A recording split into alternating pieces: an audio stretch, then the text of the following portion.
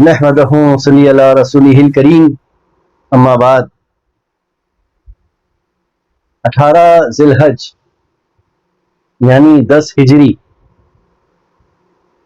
تو نبی کریم صلی اللہ علیہ وسلم حجۃ الوداع کے موقع پر جب 8 حجۃ الوداع سے حج کے ارکان یعنی مینا کی طرف روانگی، 9 ذی الحج مزدلفہ اور 10 ذی الحج کو جس کو ہم جمرات کہتے ہیں، اور 11 ذی الحج کو بھی جو ہے جمرات کے اندر رمی ہوتی ہے، اور کئی لوگ جو ہے 12 ذی الحج کو روانہ ہوتے ہیں حلق اور قربانی کے بعد، اور کئی لوگ مینا کے اندر رک کر پھر اور جمرات کرتے ہیں 12 ذی الحج 13 ذی الحج کے اندر۔ تو ان ایام کو یعنی 11 12 13 ذی الحج کو ایام تشریق کہتے ہیں۔ ایام تشریق یعنی کھانے پینے اور ذکر اللہ کی عبادت کرنے کے دن۔ تو 13 ذی الحج کے بعد جب 18 ذی الحج لگا تو 18 ذی الحج کے دن نبی کریم صلی اللہ علیہ وسلم جب مکہ سے روانہ ہوئے تھے تو مکہ سے مدینہ کی طرف ایک مقام پڑتا ہے جس مقام کا نام ہے غدیر خم۔ اس مقام پر آپ نے پڑاؤ ڈالا اور تمام صحابہ کرام کو جمع کیا اور وہاں ایک مخصوص خطبہ دیا، جس کی روایت ہمیں دیگر محدثین کے کتب میں ملتے ہیں، جیسے امام حاکم، امام مسند بن احمد کی کتب کے اندر جو ہے یہ حدیث ملتی ہے کہ جہاں پر حضرت علی کرم اللہ وجہہ کا ہاتھ اٹھا کر نبی کریم صلی اللہ علیہ وسلم نے فرمایا من کنتو مولا فہذا علی مولا، کہ جس کا میں مولا ہوں اس کا علی مولا ہے۔ سبحان اللہ۔ تو یہ وہ دن ہے 18 ذی الحج یعنی 10 ہجری، جب حجۃ الوداع سے آپ مدینہ شریف کی طرف روانہ ہوئے تو مقام غدیر کے اندر جو ہے آپ نے پڑاؤ ڈالا اور یہ اعلان فرمایا۔ تو یہ اعلان ایک مخصوص اعلان تھا، یہ خطبہ ایک خاص خطبہ تھا۔ لیکن آج کے جو دور میں ہے یہ ایک بڑا ہی کنٹروورشل معاملہ ہو چکا ہے، کیونکہ ایک طرف اہل سنت والجماعت اور دوسری طرف جو ہے شیعہ حضرات، تو اہل تشیع اس کو عید غدیر کے دن سے جو ہے مناتے ہیں، اور بعض روایت کے اندر ایک مسئلہ یہ آتا ہے کہ تاریخ کے اندر بھی 18 ذی الحج کے اندر یہ آتا ہے کہ حضرت عثمان غنی رضی اللہ تعالی عنہ کی جو ہے شہادت کا دن۔ تو یہ بعض حدیث کے اندر بھی آتا ہے اور تاریخ کے اندر بھی یہی آتا ہے کہ 18 ذی الحج کو ہی جو ہے عثمان غنی کو جو ہے شہید کر دیا گیا۔ تو یہ دن جو ہے عثمان غنی کی شہادت کا دن ہے۔ تو اگر آپ تھوڑا سا حدیث کے اندر اس کے سٹیٹس پر اور تھوڑا سا گہرائی میں اتر کر دیکھتے ہیں تو محدثین جو حدیث پیش کرتے ہیں تو اس حدیث کے اندر ضعف ہے، اور وہ یہ ضعف ہے کہ وہ جو حدیث ہے 18 ذی الحج والی کہ جس میں فرمایا گیا کہ اسی دن جو ہے عثمان غنی رضی اللہ تعالی عنہ کو جو ہے شہید کیا گیا، تو اس حدیث کے اندر ضعف ہے، اور وہ ضعف یہ ہے کہ یہ حدیث منقطع ہے۔ منقطع کا مطلب ہوتا ہے کہ جو سند ہے، جو چین آف نیریٹر جس کو ہم کہتے ہیں، تو بیچ میں جو ہے یہ چین بریک ہو چکی ہے، یعنی یہ حدیث جو ہے چین آف نیریٹر، ایک جو چین آف نیریٹر ہے بیچ میں نہیں موجود ہونے سے یہ چین بریک ہو جاتی ہے، اور جیسے ہی چین بریک ہوتی ہے تو وہ حدیث جاتی ہے سیدھا منقطع کی کیٹیگری میں۔ تو یہ حدیث منقطع ہے، یہ محدثین فرماتے ہیں، لیکن تاریخ کے اندر یہ آتا ہے کہ 18 ذی الحج کو ہی جو ہے آپ شہید ہوئے۔ پھر دوسری طرف ایک روایت ایسی ملتی ہے امام حاکم کی مسند احمد اور امام ذہبی کی حدیث کے اندر ہی کہ آپ کو ایام تشریق کے دن، جیسے میں نے بتایا کہ 11 12 اور 13 ذی الحج تو اس حدیث کے اندر یہ آتا ہے کہ 12 ذی الحج کو آپ کو شہید فرمایا گیا. تو ایک روایت یہ ملتی ہے جو صحیح روایت ہے. تو واللہ علم بالصواب یہ دو ہمیں جو ہے روایتیں ملتی ہیں. تو اہل سنت والجماعت کا عقیدہ یہ اپنا ہے کہ 18 ذی الحج کو جو ہے شہید فرمایا گیا. تو اس مسئلے پر اہل سنت والجماعت کا یہ کہنا ہے کہ اہل تشییع حضرات واللہ علم بالصواب کہ ان کی نیت وہ جانے کہ وہ یہ دن جو ہے عثمان غنی کی شہادت کی خوشی میں جو ہے جشن منایا جاتا ہے. تو ایک طرف شیعہ حضرات ہے اور ایک طرف جو ہے اہل سنت والجماعت ہے. تو اہل سنت والجماعت کا اپنا ایک موقف ہے, ان کا اپنا ایک موقف ہے, ان کی اپنی ایک تحقیق ہے, آپ کی اپنی ایک تحقیق ہے. لیکن مسئلے کا حل کیا ہے؟ اور صوفیہ کرام جو ہے اس دن کو جو ہے مناتے ہیں, اور اس دن کا نام جو ہے جشن من کنتو مولا سے مناتے ہیں, یوم غدیر کے نام سے مناتے ہیں, کیونکہ یہ صوفیہ کے نزدیک بڑا دن ہے. صوفیہ اسی لیے جو ہے شیعہ کی تائید کرتے ہوئے یہ جو ہے دن کو نہیں مناتے. تو میں یہاں پر جو ہے کچھ باتوں کو اسپیسیفائی کرنا چاہتا ہوں کہ صوفیہ کے اپنا ایک تحقیق, اپنا ایک موقف ہے, اپنی ایک وجہ ہے کہ یہ دن کو جو ہے اتنی اہمیت کیوں دی جا رہی ہے. کیونکہ نبی کریم صلی اللہ علیہ وسلم نے تمام مجموعے کے اندر جو ہے یہ اعلان فرمایا تھا, اور صوفیہ کرام کا اپنا ایک موقف ہے کہ یہ اعلان جو ہے دوستی کا تھا, یہ اعلان جو ہے قربت کا تھا, یہ اعلان جو ہے ولایت کا تھا, اور یہ اعلان خلافت کا تھا. کیونکہ یہ یاد رکھنا کہ ایک ہے خلافت راشدہ اور دوسرا جو ہے ایک ہے خرقہ خلافت. تو کہتے ہیں کہ یہ جو خرقہ خلافت چلی کہ یہ مولا علی کرم اللہ وجہہ سے جو ہے آج چل رہی ہے. تو آتا ہے تاریخ کے اندر, روایتوں کے اندر کہ آج جتنے سلاسل چل رہے ہیں تو یہ مولا علی کرم اللہ وجہہ سے ہی چل رہے ہیں. اور دوسری طرف آتا ہے کہ حضرت ابو بکر صدیق رضی اللہ تعالی عنہ جو خلیفہ اول, تو آپ کے بارے میں آتا ہے کہ آپ سے بھی جو ہے ایک سلسلہ چل رہا ہے, نقش بندیہ سلسلہ جو ہے آپ ہی سے چل رہا ہے. تو آپ کی ایک چین جو ہے وہ حضرت ابو بکر صدیق سے جا کے ملتی ہے, یعنی ایک جو سلسلہ حضرت ابو بکر صدیق سے چل رہا ہے, اور تمام دیگر سلاسل جو ہے یہ مولا علی کرم اللہ وجہہ سے چل رہے ہیں. تو یہ وہی دن ہے کہ جب مولا نبی کریم صلی اللہ علیہ وسلم نے مولا علی کا ہاتھ اٹھایا اور یہ اعلان فرمایا, اعلان ولایت کا, کیونکہ نبی کریم صلی اللہ علیہ وسلم اللہ کے آخری نبی ہیں, اور یہ مقرر بات ہے کہ آپ آخری نبی ہیں, اس کے بعد کوئی نبی نہیں آئے گا. تو اسی لیے اللہ تعالیٰ نے جو ہے امت کے لیے جو ہے نبوت کے بعد ولایت کا دروازہ جاری رکھا. اسی لیے غوث اعظم جیسی شخصیت نے جو ہے ولایت کے اندر ایک بلند مرتبہ پایا, مولانا رومی جیسی شخصیت نے, امام غزالی رحمۃ اللہ تعالی علیہ, امام جو ہے دیگر جو ہے کتب اپنے دور کے جو ہے غوث و ابدال نے جو ہے اس ولایت کی چوٹی کو پایا. خواجہ غریب نواز چشتیہ سلسلے کے بزرگان دین, نظام الدین اولیاء, بندہ نواز گیسو دراز جیسی شخصیات نے جو ہے ولایت کے اندر ایک بلند مرتبہ پایا. اور آج انہی شخصیات کی بدولت یہ سلسلے جو ہے انہی کے نام سے چل رہے ہیں, انہی کے نام سے منسوب ہے سلسلے سلاسل, اور یہ سلسلے میں خلافتیں جاری ہے اور ولایتیں جاری ہے. اور انشاءاللہ تعالی العظیم بفضل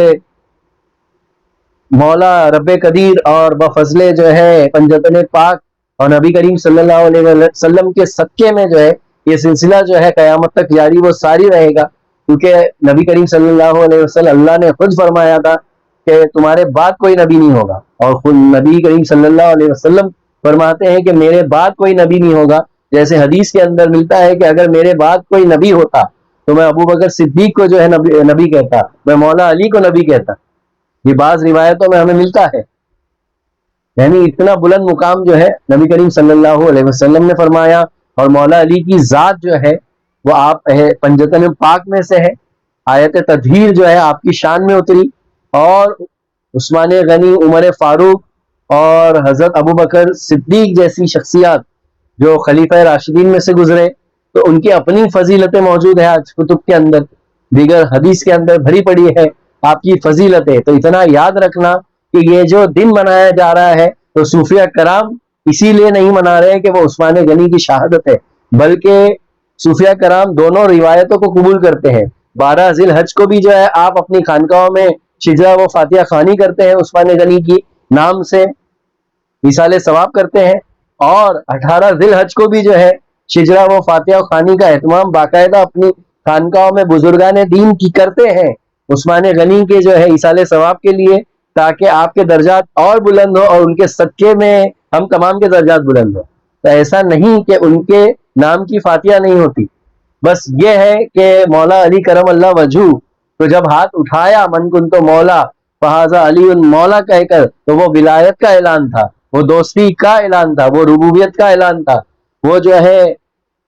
اللہ کے راضی ہونے کا اعلان تھا۔ اللہ ایک بلند مقام عطا کرنا چاہتا تھا، اپنے محبوب ترین بندوں میں شمار کرنا چاہتا تھا۔ تو اللہ تعالیٰ کی حکمت اللہ جانے، نہ جانے کیا کیا حکمتیں اس کے پیچھے پوشیدہ ہوں گی۔ تو وہی ہے کہ جو صوفیہ کرام اس دن کو منا رہے ہیں تو وہ کس طرح سے منا رہے ہیں، تو وہ اللہ کے محبوب ترین بندوں کا ذکر کر کے جو ہے اس دن کو منا رہے ہیں، اور اس دن کے اندر جو ہے وہ اپنی خانقاہوں میں لنگر کر کے جو ہے غریبوں میں کھانا تقسیم کرواتے ہیں، کوئی جو ہے روزہ رکھ کر جو ہے اس دن کو مناتا ہے، کوئی جو ہے اللہ کا ذکر کر کے اس دن کو مناتا ہے، کوئی جو ہے اس کے رسول کا ذکر کر کے اس دن کو مناتا ہے، اور کوئی اس کے محبوبین کا ذکر کر کے اس دن کو مناتا ہے۔ تو منانے کا جو طریقہ ہے وہ دیکھیے آپ، تو یہ ایسا نہیں ہے کہ یہ ان کے اپوزیشن کے اندر منایا جا رہا ہے۔ صوفیہ کرام جو ہے تمام صحابہ کرام، وہ تو صحابہ کرام کی جوتیاں بھی نہیں ہیں، وہ صحابہ کرام کی دھول بھی نہیں ہے، وہ تبا تابعین، اما تابعین، تابعین، وہ جو کتب اور غوث اور ابدال اپنے وقت کے جو مشائخین گزرے ہیں، جو اپنے وقت کے بڑے بڑے جو علماء گزرے ہیں، اپنے وقت کے مجددین گزرے ہیں، مورخین گزرے ہیں، مفسرین گزرے ہیں، تو وہ تو دھول بھی نہیں ہے ان کے قدموں کی، کیونکہ انہوں نے اپنی پوری زندگی لگائی ہے اسلام کو سمجھنے کے لیے۔ تو میں وہی کہنا چاہتا ہوں کہ یہ انہی کا صدقہ ہے جو آج ہم یہ دن منا رہے ہیں۔ تو میری دعا ہے کہ مولا ہمیں اس فتنے سے بچائے اور اس دن کو سمجھنے کی کوشش سمجھ عطا فرمائے کہ یہاں پر کوئی کمپٹیشن نہیں ہے، یہاں پر کوئی مخالفت نہیں ہے، یہاں پر مخالفت میں نہیں منایا جا رہا ہے۔ کسی صحابی کی مخالفت کرنا یہ بہت بڑا گناہ ہے، یہ گناہ عظیم ہے، یہ ہم کسی صحابی کی مخالفت نہیں کر سکتے۔ اسی لیے یہاں تک کیا آتا ہے کہ کچھ صحابہ کرام کے تعلق سے بڑے بڑے ائمہ کرام نے اپنے وقت میں جو ہے فرما دیا کہ جو ہے سکوت اختیار کرے، اور اتنا یاد رکھنا کہ یہ سکوت اختیار کرنا یعنی خاموشی اختیار کرنا امت کے لیے جو ہے ایک بہت بڑی جو ہے خیر خوبی کا کام ہے۔ اسی لیے جو ہے سکوت کی راہ اختیار کرے، درمیانی راستہ اختیار کیے، شدت پسندی، تنگ نظری یہ اسلام کا شیوا نہیں، یہ نبی کریم صلی اللہ علیہ وسلم کی تعلیمات نہیں۔ تو ہمیں تنگ نظری سے اور شدت پسندی سے جو ہے کام نہیں لینا ہے، بلکہ ہمیں درمیانی راستہ اختیار کرنا ہے، اور درمیانی راستے سے مراد وہی راستہ ہے جو ہم ہر نماز میں مانگتے ہیں، جس کو کہتے ہیں صراط مستقیم۔ تو یہ وہی درمیانی راستہ ہے، جیسے اللہ تعالیٰ قرآن میں فرماتا ہے کہ حفاظت کریے درمیانی نماز کی۔ تو جس طرح سے درمیانی راستے پہ چلنے کا حکم نبی کریم صلی اللہ علیہ وسلم نے فرمایا، تو اس درمیانی راستے سے مراد یہ ہے کہ اپنے ذہن کو جو ہے نیوٹرل رکھ کے چلنا، اپنے ذہن کو جو ہے شدت کی طرف لے کے نہیں جانا، انتہا کی طرف لے کے نہیں جانا۔ ہو سکتا ہے کہ کوئی فرقہ شدت پسندی میں چل رہا ہوگا، تو ان کا جو ہے مولا جو ہے ان پر رحم کرے، مولا ان کے سمجھ میں سمجھ عطا فرمائے، اور ان کو بھی جو ہے مولا توفیق عطا فرمائے، کیونکہ اسلام کے اندر شدت پسندی نہیں۔ اسلام جو ہے الدین یسر، یہ دین آسان ہے، اور دین آسان کب بنے گا؟ جب آپ اپنے سمجھ کو جو ہے نیوٹرل کرو گے، جب آپ اپنی سمجھ کو درمیان میں لے کر آؤ گے، جب آپ اپنا راستہ اختیار کرو گے درمیانی۔ اس لیے اللہ نے بھی جو ہے درمیانی نماز کی حفاظت کرنے کا حکم دیا قرآن کے اندر۔ تو یہ تو درمیانی لفظ ہے، یہ ہمارے لیے جو ہے، یہ امت کے لیے، یہ مسلمانوں کے لیے، یہ مومنوں کے لیے، یہ تمام یہ اتحاد و اتفاق کا پیغام ہے۔ اسے ہمیں سمجھنا پڑے گا کہ درمیانی راستہ کا مطلب کیا ہے۔ تو درمیانی راستہ ہی اصل میں صراط مستقیم کا راستہ ہے، تو یعنی نیوٹرل ہو جانا، کیونکہ نبی کریم صلی اللہ علیہ وسلم نے بھی جو ہے کافروں کو جو ہے مسلمان بنایا، مسلمانوں کو مسلمان نہیں بنایا۔ یعنی کون سے مسلمان؟ بے شک وہ تو پہلے مسلمان تھے، موسیٰ علیہ السلام، عیسیٰ علیہ السلام، اور اس سے پہلے جو دیگر جو ان کے جو گزرے ہیں صحابی، تو وہ تو مسلمان ہی تھے۔ لیکن میں کون سے مسلمانوں کی بات کر رہا ہوں؟ ایمان والے نہیں، بلکہ جو ایمان نہیں رکھتے تھے نبی کریم صلی اللہ علیہ وسلم پر، تو وہ تو کافر تھے۔ تو اللہ تعالیٰ نے ایسے اللہ کے رسول نے ایسے کافروں کو جو ہے ایمان کی دعوت دی اور ایسے کافروں کے ساتھ جو ہے اچھا رویہ رکھا، محبت کا رویہ رکھا، اچھا رویہ رکھا، تاکہ وہ اسلام کے اندر جو ہے داخل ہو سکے، نہ کہ خارج،